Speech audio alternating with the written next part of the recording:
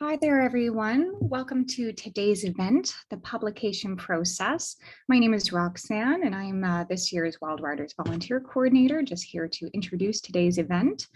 I'm very pleased to welcome everyone to our 10th annual Wild Riders Literary Festival, which is brought to you by Wordsworth Books, the Basili School of International Affairs, and the New Quarterly Literary Magazine. And now I'm very pleased to introduce our speakers today. We have Jackie Kaiser, Jack Wang, Janie Yoon, and our moderator, Pamela Mulloy. So I'll invite everybody to turn their cameras and mics on, and I'll hand it over to Pamela. Enjoy your discussion, guys. Thanks so much, Roxy, and welcome everybody. Welcome, Jack. Welcome, Jackie. Welcome, Janie. Thank you for coming today.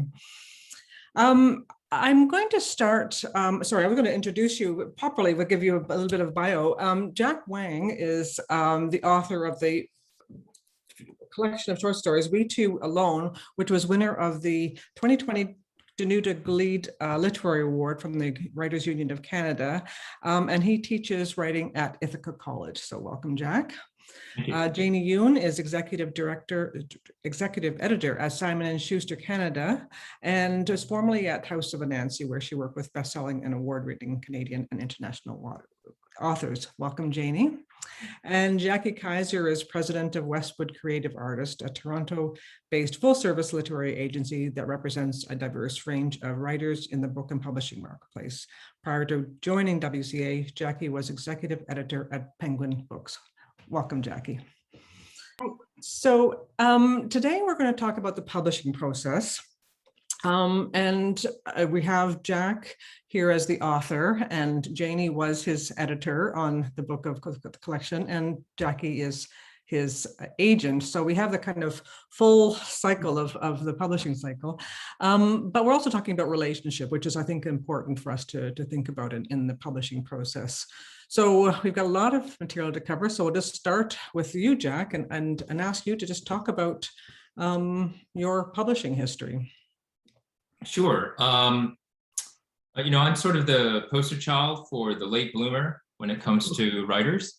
And I think what I have to say is probably instructive to everyone, but perhaps in particular to those who are still looking to publish in midlife. We Two Alone came out last year when I was 48 years old. And the first story in the collection was published 10 years before that, when I was 38. And I thought I would just give a quick rundown of my life up until the point where I started working on the stories in the collection. But, I took my first creative writing workshop, fiction writing workshop, in my third year as an undergraduate at the University of Toronto. It was a class of only 15 students. You had to apply to get in. I think there were maybe like 80 or 90 applicants. One of my classmates was Charlotte Gill, who also won the Danuta Gleed Literary Award. So that's some indication of the caliber of those 15 students. And I'm not being modest when I say I was probably the least promising of the 15 in that class. But I wrote enough in that class to get into MFA programs, Master of Fine Arts programs in both Canada and the US. And the program at the University of Arizona gave me a teaching assistantship. And I thought, all things being equal, I'd like to teach. So I went to do my MFA at the University of Arizona in Tucson. And at the time, the MFA program was under the burgeoning shadow of a little writer named David Foster Wallace. And I was no David Foster Wallace. And, I wrote stories for my thesis, none of which went out into the world. And then I began my teaching career. I began with my first full-time job in St. Cloud, Minnesota. And for 4 years, I lived and taught there and attempted to write a novel. And, at the time in the early aughts, you could send novels to many publishers over the transom, so to speak, without representation, especially smaller and mid-sized publishers, which is very difficult today. And so the novel made the rounds. There were no takers. And I decided to go do a PhD in English and creative writing at Florida State University, where I wrote another novel. And after my PhD, I got the job that I currently hold, a professor at Ithaca College in the Department of Writing. And after I started here, I sort of chipped away at that novel for a few more years. And it too sort of made the rounds, no takers. And so I found myself in midlife, late 30s, having written for almost 20 years, but having really nothing to show for myself, having shelved 2 novels. And here I was with young children and staring up again, as I say, at the mountain, like here I was all these years later and still, a yearning for my first book. And in all those years, while I was working on those 2 novels, I was also teaching and looking at a lot of short stories, both published and unpublished, my students' work. And I think learning to do anything well requires thousands and thousands of reps. And so teaching short stories and looking at student work and thinking analytically about them were part of the thousands and thousands of reps I needed to go back to the short story with a better understanding of the form. And so, I thought, why don't I go back to writing short stories and try to get something out in the world? And so the first story that I wrote in the collection was All Hallows. And at the time, some close friends of ours were going through divorce. It was pretty painful. And so I just imagined a Chinese-American washed up hockey player who was, who had gone through a divorce, was still in love with his ex-wife. And then I started sending it out into the world. And I can show you the list of rejections that I kept at the time when I was sending this story. I was still in the habit of masochistically keeping track of my rejections. But I'm just going to share my screen here. Hopefully all of you can see this, but you can see that 10 years ago in early 2011, I started submitting the story. And you can see that I kept track of the dates when I received the rejections. You can see that it was pretty much a year-long process. I started early in the year. I'm still getting rejections in October, I think into December. And there's a pretty long list here of literary journals that I submitted to. In the end, I think this story got 28 rejections. There are a couple of journals where I've made notes. One of them was a narrative magazine. I submitted to a contest and I didn't place, but on that day, the Canucks beat the Blackhawks on their way to the Stanley Cup final. So that assuaged the pain of being rejected that day. But the other note that I made was the New England Review. And they said, while in the end, we have decided against publishing this piece in the New England Review, we thought the writing had merit.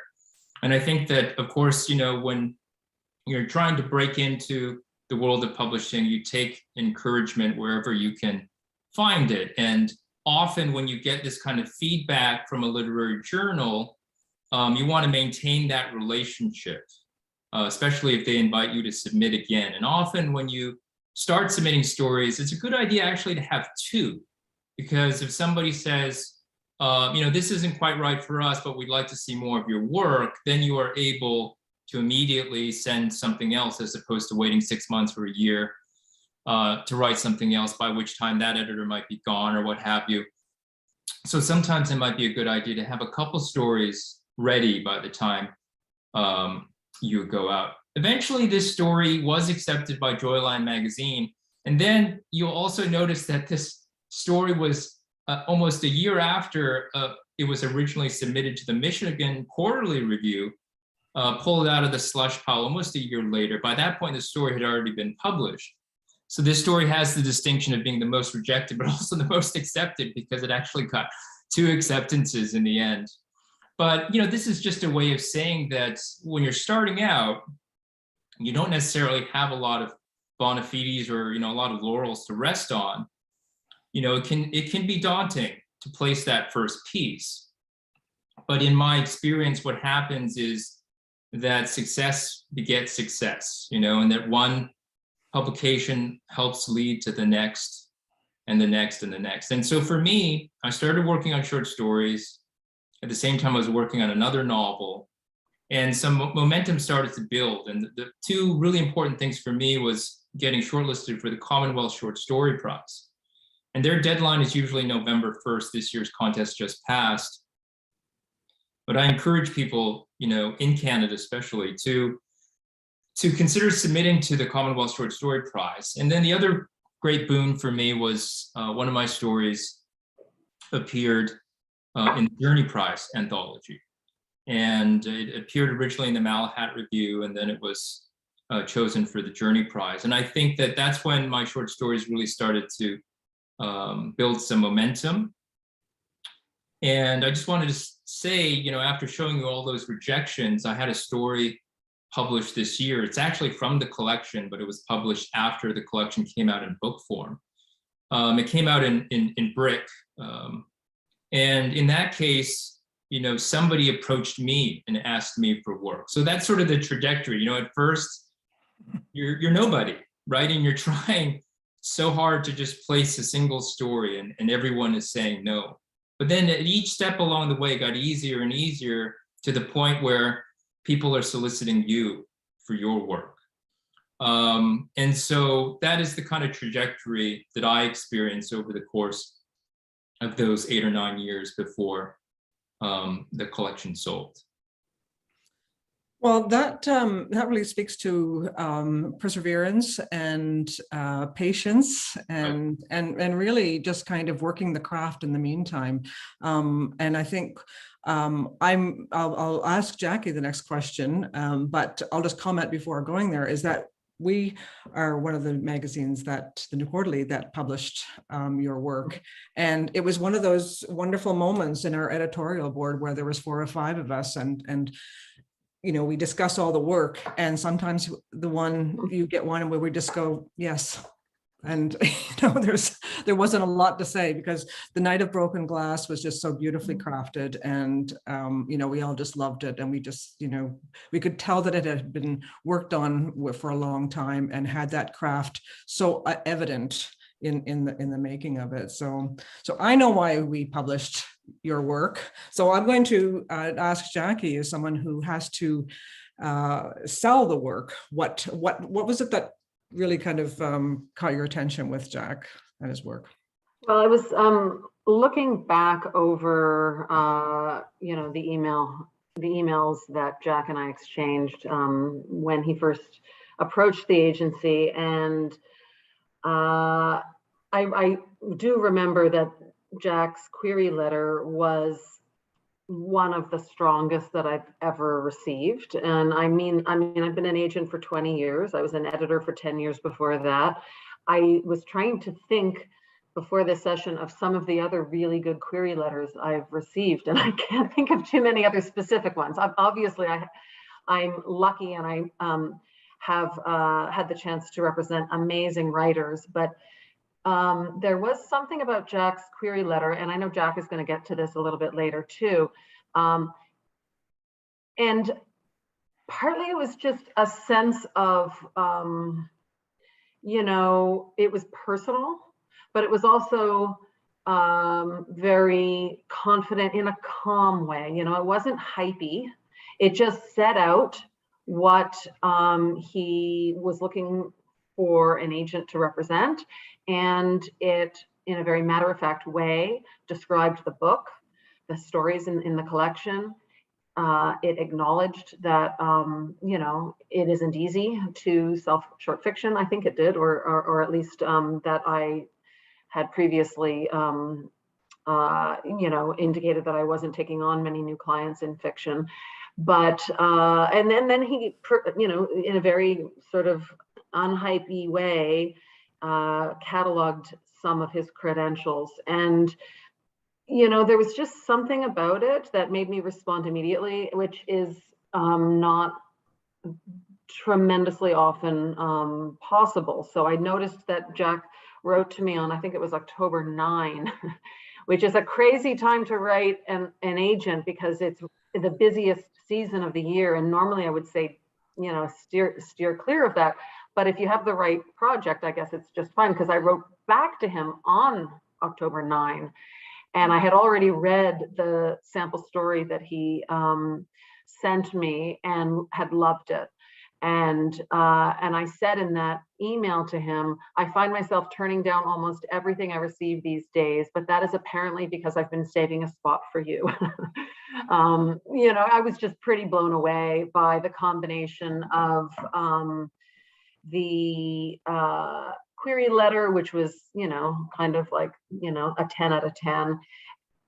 But it isn't really just the query letter. It's not the sentences in the query letter and how nicely crafted they are. It's because I recognized that Jack was a writer who had the patience and perseverance that he's just described to us to do really excellent work, you know, that he wasn't impatient or jumping the gun or showing material too early. These are, it's not to blame people who aren't able to have Jack's patience and perseverance. It's a very rare quality in a writer, but that's the biggest problem that we have as agents in dealing with submissions is there's wonderful people coming to us, but they're coming to us maybe before they really know what their project is or what it's going to ultimately look like, or whether it is, you know, and you know, that's thanks to our, you know, culture we live in. There is a sense of urgency and impatience, I think, on the part of many people. And so anyway, that's what, you know, Jack's work, the work that I read, ultimately, that first story and then the rest of the collection really blew me away because they were so close to being fully executed. You know, there was still a little bit of editorial work, which I'm sure Janie will talk about. And you know, that's inevitably the case. That's the value of that relationship, you know, that you can work with somebody and perhaps improve on work that's already really strong. But it was just so carefully,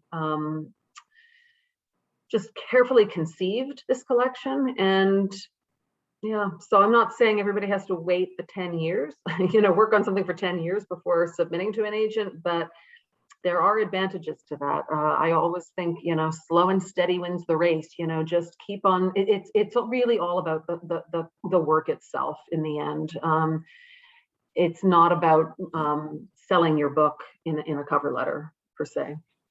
Can I just jump in here and show a little bit of that query letter before we move on? Because I think some people are asking, and Jackie did describe a little bit of the letter, but this is how my query began. I did hear Jackie speak at the Humber School for Writers summer workshop, and I think attending these kinds of summer workshops can help you learn more about the industry. And I said, I remember you describing in sobering terms the cost-benefit analysis that goes into taking on any new client. And I understand that you're mostly full up with respect to fiction, but I believe nonetheless that I have a manuscript worthy of your consideration. It was a way of saying I didn't just pick you out of a hat. You know, I know who you are, I remember you, I remember the things that you said.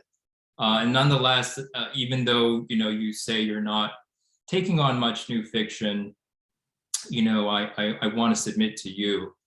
And, you know, the letter is, I think, perhaps a little bit longer than some queries tend to be. I describe in the second paragraph the stories in the collection, and then in the next paragraph I give my bio.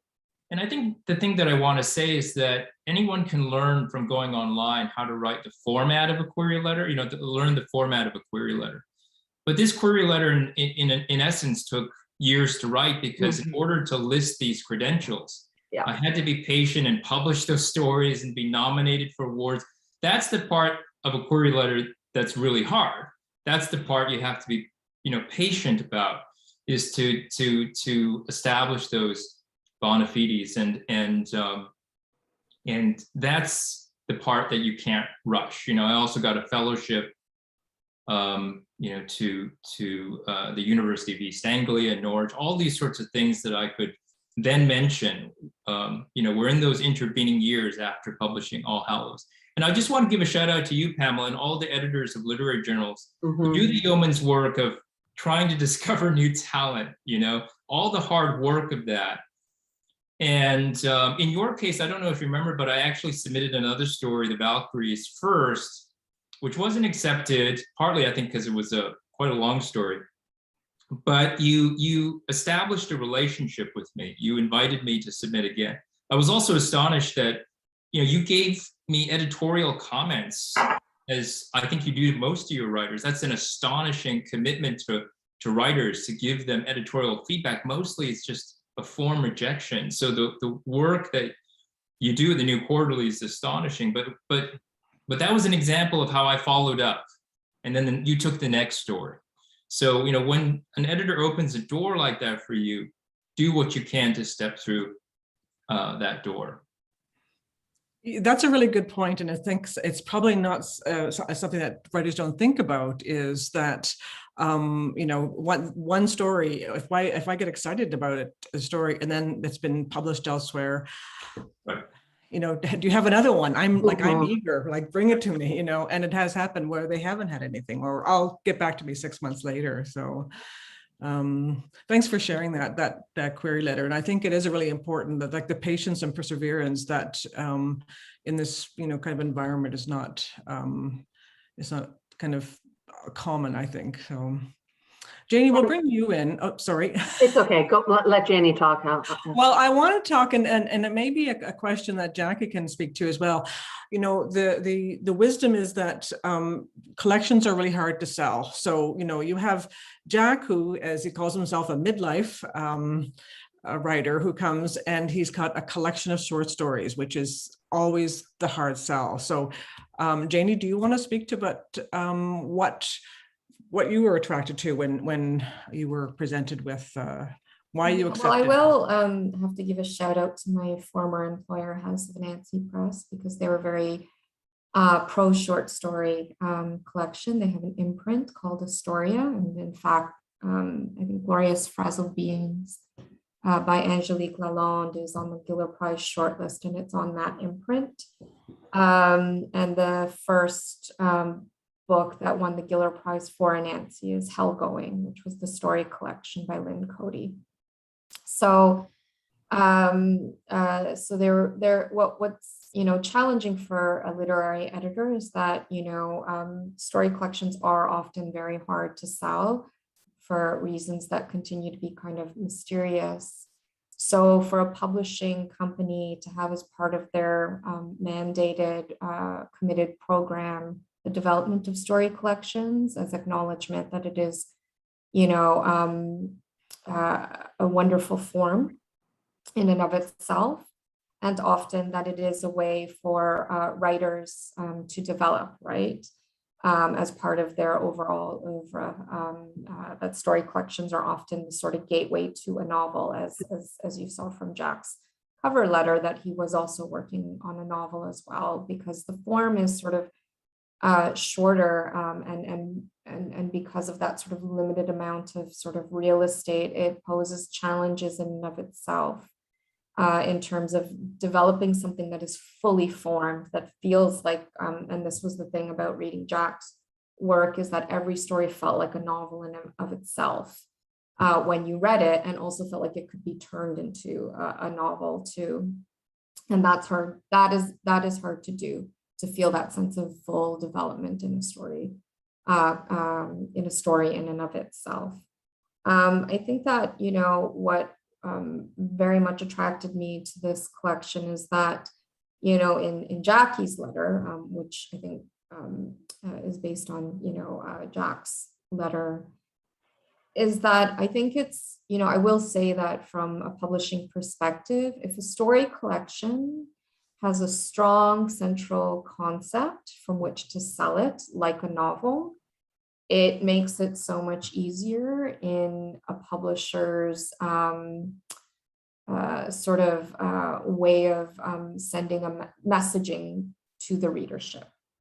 So for Jack's collection, it was 100 years, like basically a century, following the Chinese diaspora around the world. Mm-hmm. And that is a very strong central premise. It's intriguing. It is recognizable to everybody. And then when you read the stories themselves, I think a lot of, migrant, immigration, refugee stories, for a long time, they were sort of about really the challenge and the difficulty of going from east, in this case from east, usually to west. And in Jack's case, you could see the evolution of the immigration story, because it was about people of all different walks of life. The opening story, The Valkyries, is about a young laundry boy. But it's with such a modern contemporary twist, because it was about him wanting to join a hockey team. And he's rejected because he's not considered sort of, for reasons of racism, he's rejected from the boys team. Well, there's a girls hockey team. And he joins that girls hockey team. He dresses up as a girl. And then the captain of that team sort of ends up falling for him, thinking that that is a girl. I mean, talk about, taking all of those untold, buried stories that never got told and bringing them out, fleshing them out into the most Canadian of premises, which is, the hockey, right? So, and then, as you mentioned, the Night of the Shattered Glass, to, take as the central character, somebody who is of the most opposite means, right? Who is, the head of the embassy, an ambassador, and who's there trying to help, Jewish people escape from the Nazis. Again, like, this is an untold World War II story. So that is what I loved about it. It was just wholly contemporary and a way of looking at immigrants that was entirely different, and that completely shattered sort of stereotypes, and it's and then on top of that, sort of by happenstance and by accident is, when the novel came, or sorry, when the collection came out, it came out in 2020 during the pandemic, and this is so hard on first writers. I can't tell you how hard that was on first writers, for all of the talk about how book sales went up. Well, they went up for people who were really, really well known, who were, big frontlist names or classic backlist names, and so many writers in between sort of got lost. But Jack's book couldn't have been more apropos, because you have this American president who is, blaming everything on this China virus, right? So again, like, it's his collection couldn't have been, and the anti-Asian racism came up in a huge way during that time. And so his book, again, just sort of challenged these stereotypes and these notions that have a way of, coming up again and again and again. And so to me, it also sort of played an important subversive political role in its timing and in its realization out into the world. And I have to say that, the shout out too is that, this collection was so powerful, and his writing is so undeniable, both in terms of the development of the story and the characters, and then just on the line level. It was just absolutely impeccable on the line level.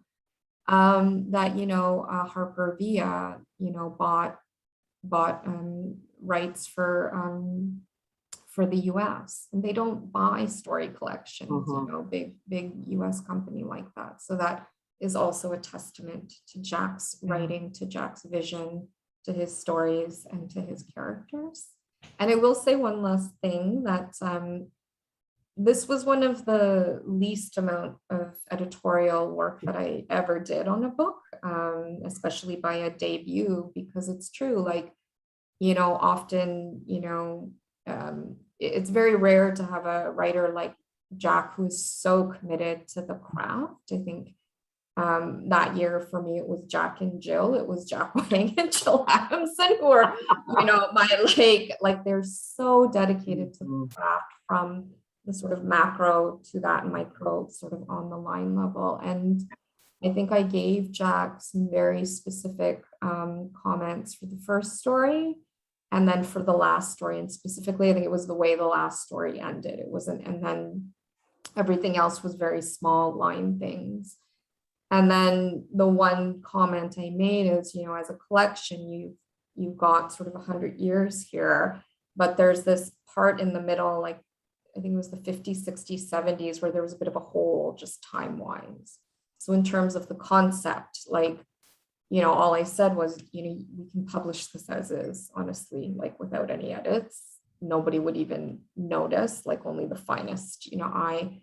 But I leave it to you whether you want to fill this hole. And then he ended up writing, you know, this incredible story set in South Africa, places, which again is not a place where people think of the Chinese diaspora. So, so all of this is to say that, yeah, I can't commend Jack enough and the work he did. He made the rest of us look good, quite frankly. He made Jackie and I look really good. Yep, exactly.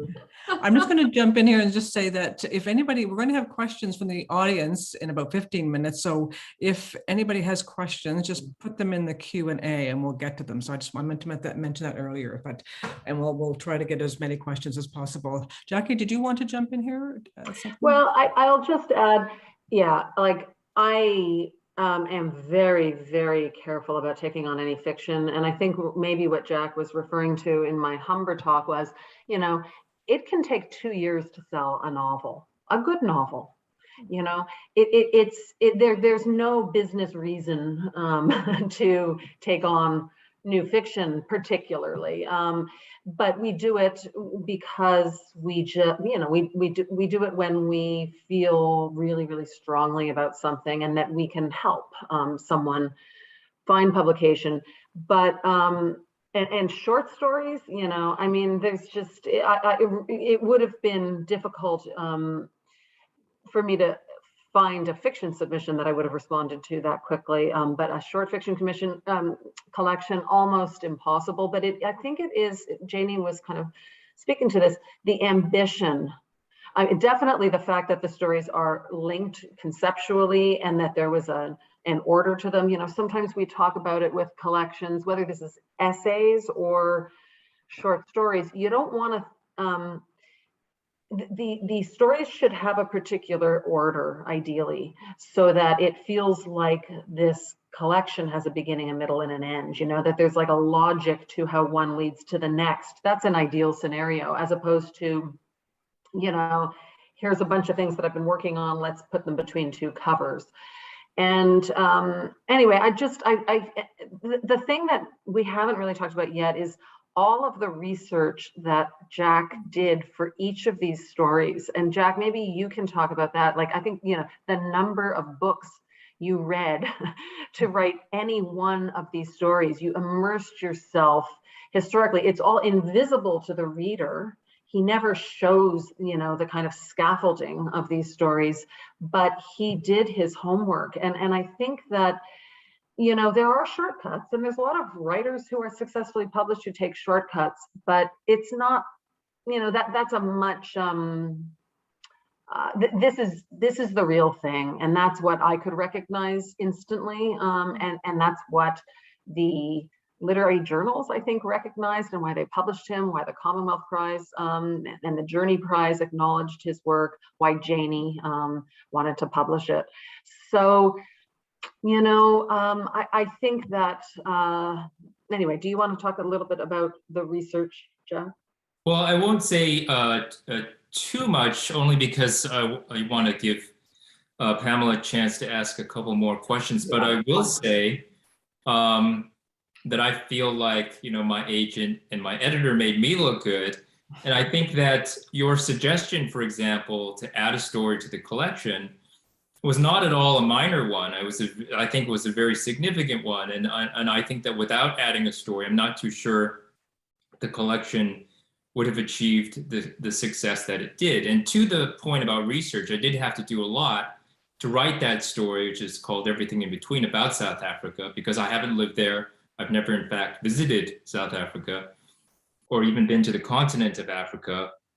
So I had to do a lot of research. Unfortunately, there's a wonderful Asian collection at Cornell University, which is also in Ithaca, New York, where I live.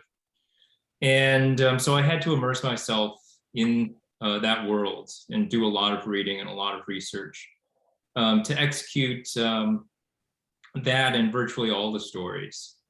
But, to the writers that are out there, I think, of course, the writer editor relationship is really important. I had the great good fortune of having an editor I felt very simpatico with, who, saw the collection as I did.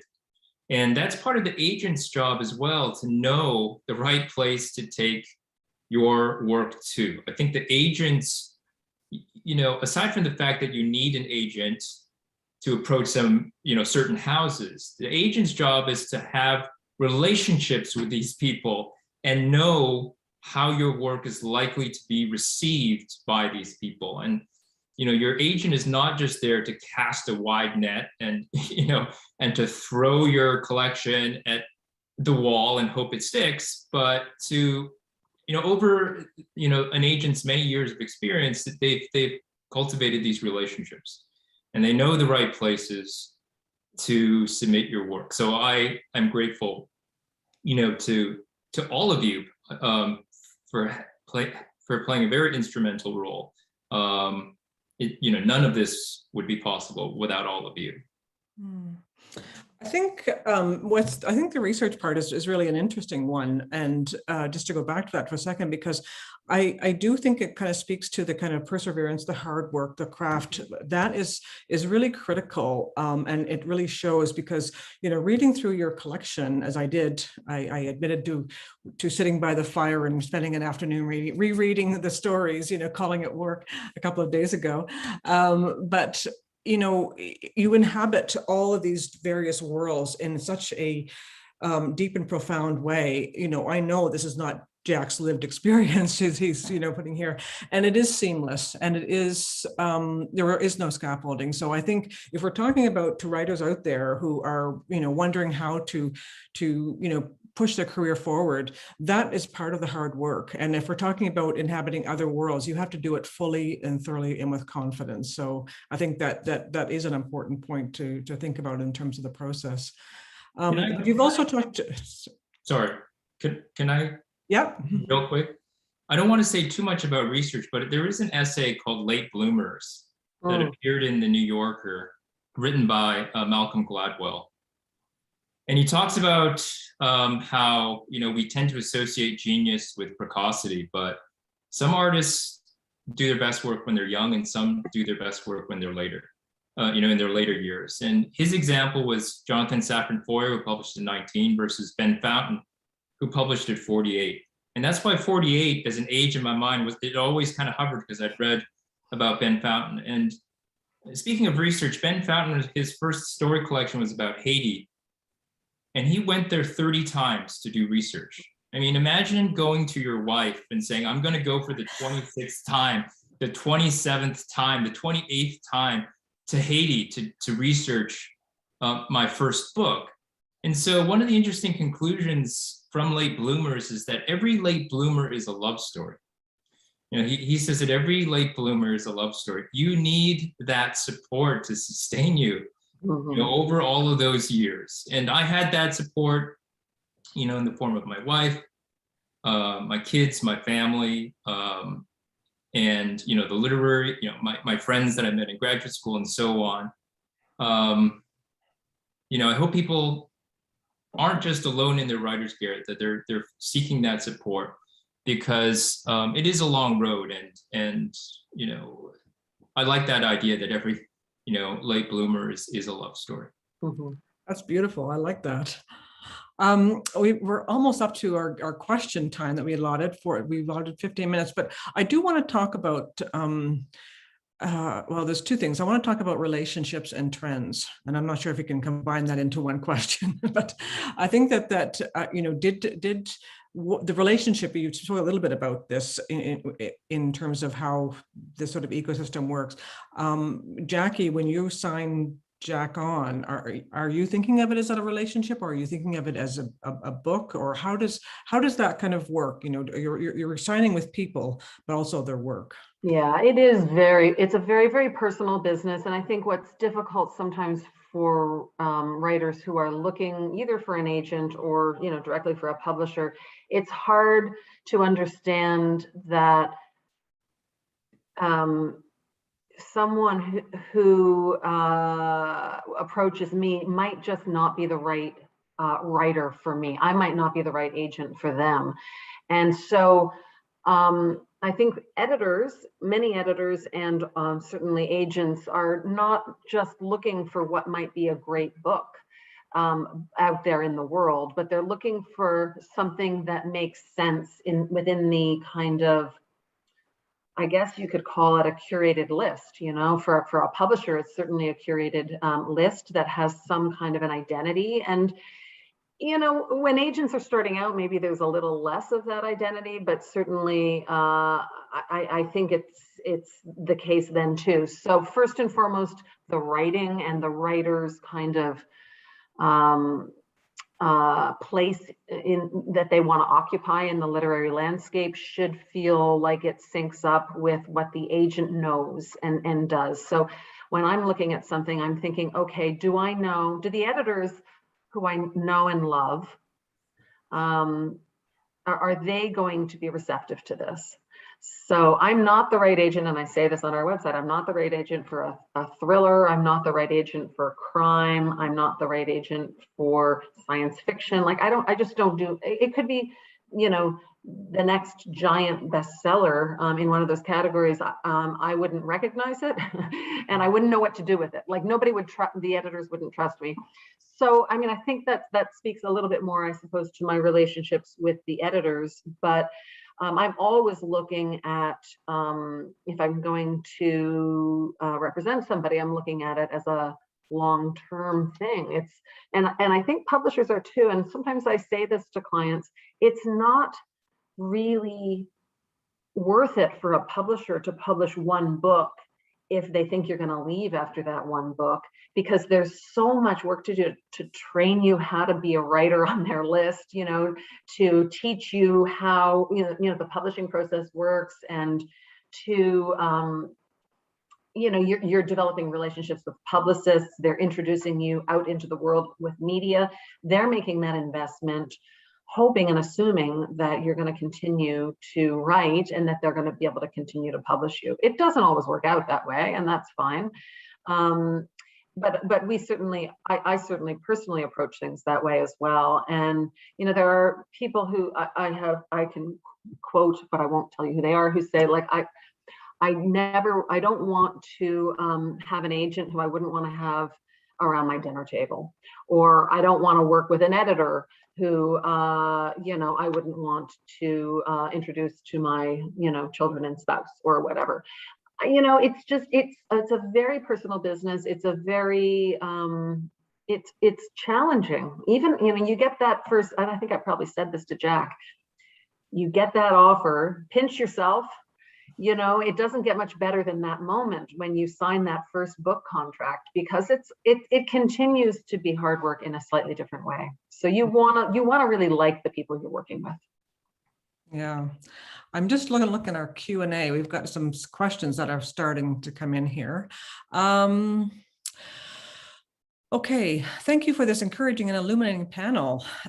Here's my question. Reflective of where the process I am with my own linked short story collection, when trying to find a home for a manuscript, what is your advice vis-a-vis querying agents and publishing houses, given the long waiting periods involved?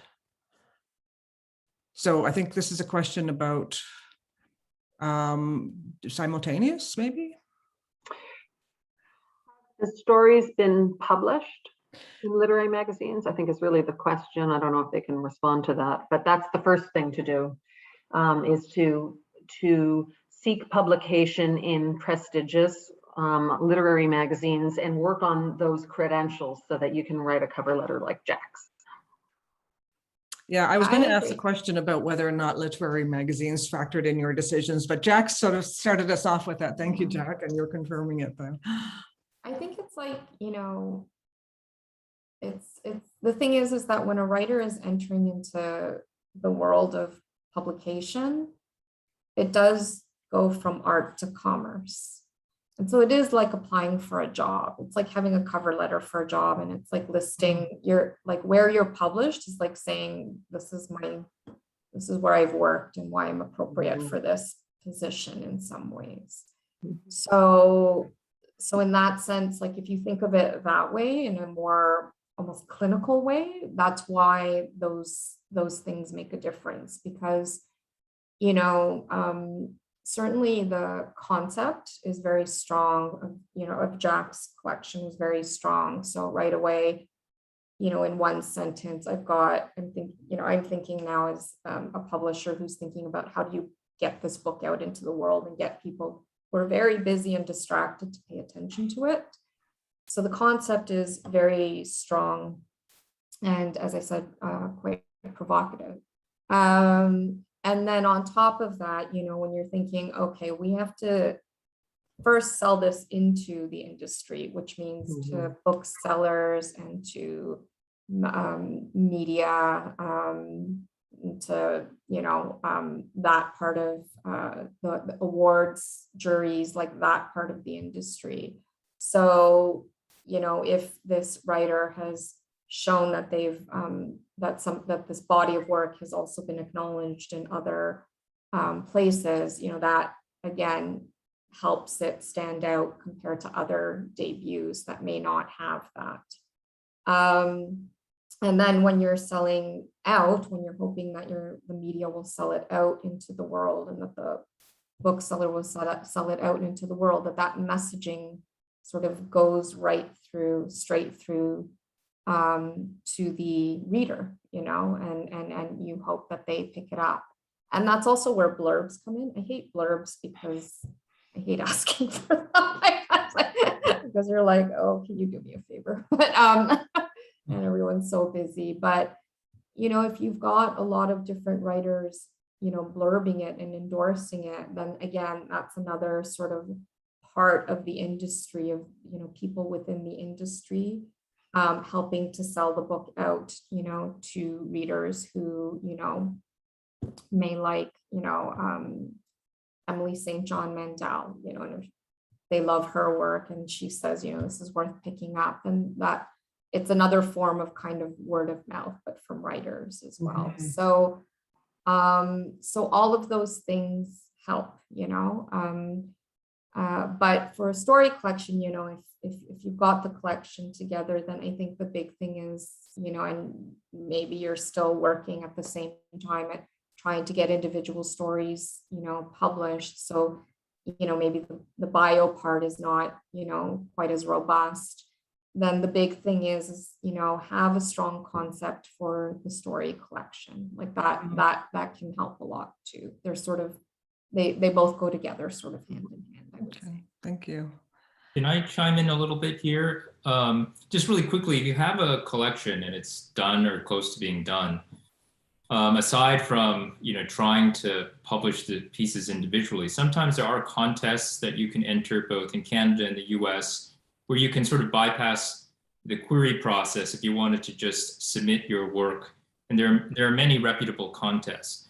But if you want to seek, you know, after that, you're really deciding, can I go directly to a publisher if they don't require representation, probably smaller independent presses. And increasingly, you're going to need representation to approach most publishers, but especially the larger ones. And, you know, my own advice is to, you know, don't just pick publishers and agents out of a hat. You know, you do your research there too. You probably have a long reading history of reading acknowledgements, and you know which writers you like and who represents them based on their acknowledgements. You should have a sense of the landscape. You know, I was aware of Westwood Creative Artists long before, you know, I heard Jackie talk, and long before I submitted something to them. I was aware of their reputation and who they represented. So you have to do your research there as well, and not just, I imagine that publishers and agents can tell when a query letter is just a kind of generic letter that's been fired off to 100 different places versus one that's been, carefully considered and reflects something of the agent or the publisher, some awareness of who is being approached. I think that's important. Yeah, I and know. it goes I think, again to like if you're going to apply for a job, you're going to do some research about where that place is and a little bit about what they do. And I think that what Jack is saying is exactly right. There's a lot of wonderful things like this, this panel, for example, that are ongoing constantly, where you can definitely find out a little bit about the industry, about, key players, key booksellers, key agents, key publishers and editors. And yeah, all of that is definitely worth looking into. yeah, I when I speak to some writers, I say the relationship starts with editors long before we've even met. That research part. Right. Yeah. Jackie. Jackie said it's difficult to sell a novel. How difficult is it to sell a memoir? Well, it does depend. And memoir is kind of like fiction. It's a giant category. And I love memoir, and I have had numerous memoir titles, in my roster or on my list for the last, for as long as I've been in this business. I mean, I think it's a really wonderful form, but it's difficult to compare. Like, it's difficult to have a blanket answer for memoir. It really just depends. If it's a story that hasn't been told before, and it's a story that the world is kind of ready for, but it's so difficult to know that. There's wonderful memoirs that are going to be published by smaller publishers, and they're beautiful and important, lovely books, but they're not going to necessarily make it onto the bestseller list and find a major publisher. So there's just such a range. But I think publishers are interested. I mean, there's also celebrity memoir, so the category is just too big to be able to. Yeah. Hopefully 6 weeks. Okay. Is it ever too late to publish? There's a couple of questions about someone's in their mid-60s and with Michelle Good is an example.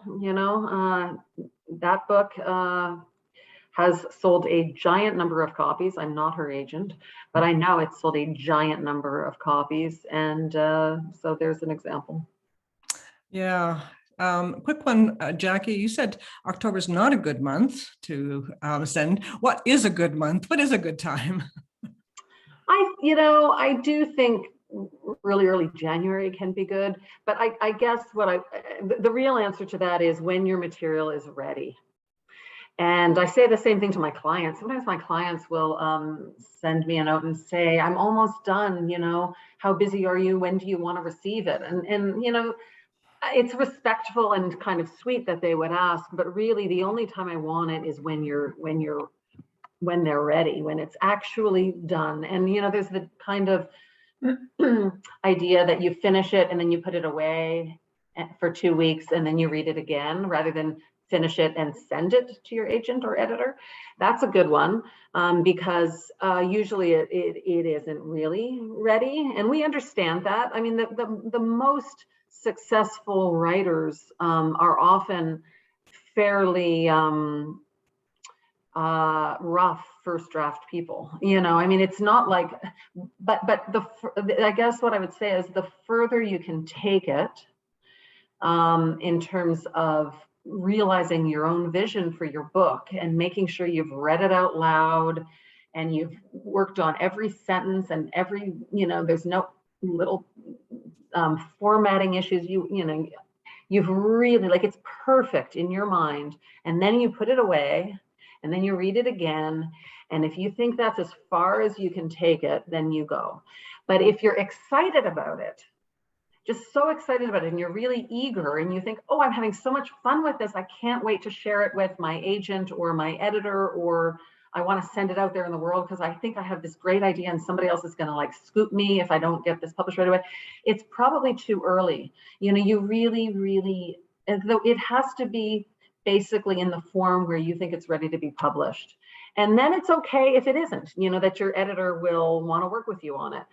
But I don't know if that was very articulate, but the best time to send it is when it's really done. And I wouldn't worry about, it's impossible to anticipate when somebody's going to be on vacation or when they're going to have received 10 other manuscripts that week or whatever. So I think you just write to people, but probably not in December, right before Christmas. Avoid October and December. Okay, yeah.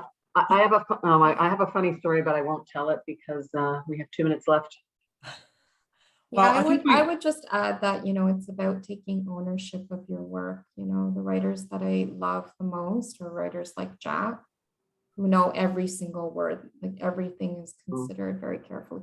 People have different personalities. Some people don't write like that. Like they just are much, it's just like different people are just different. But I think certainly because when you get into a relationship with an agent and then an editor and they're asking you questions about your work, you have to make decisions. So you have to really know your work inside out and not just rely on sort of someone to tell you what to do.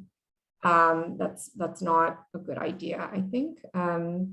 The other thing is always remember that old sort of cliche, you only have the opportunity to make a first impression once. So you want your first impression to be the best first impression. And if it's going to be a rejection, as Jack says, the kind of rejection where the door is opened, where there's a rejection plus an invitation. So that is what you want to aim for, you know. I think that's great. I think, you know, there's a lot of really good advice here. I think I'm sorry that there are people who have sent in questions and we haven't been able to get to them. This is always one of those sessions that we could have made this 2 hours and kept going. But I think this has been a really interesting and insightful session. You know, there's a lot said here about craft and perseverance and patience. And if we're looking at someone is looking to get published midlife, and Jack, I'm going to say that I beat you. I have my novel published at 55 and have another one coming out this year. So it's not too late. So sorry to one-up you on that one.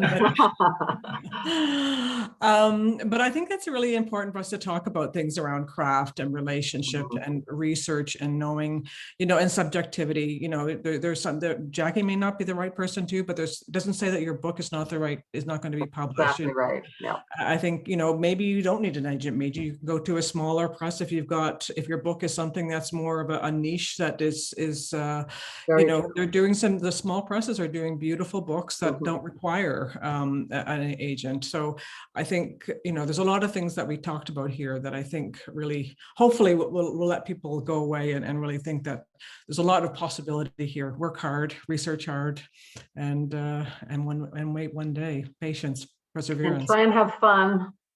I love that.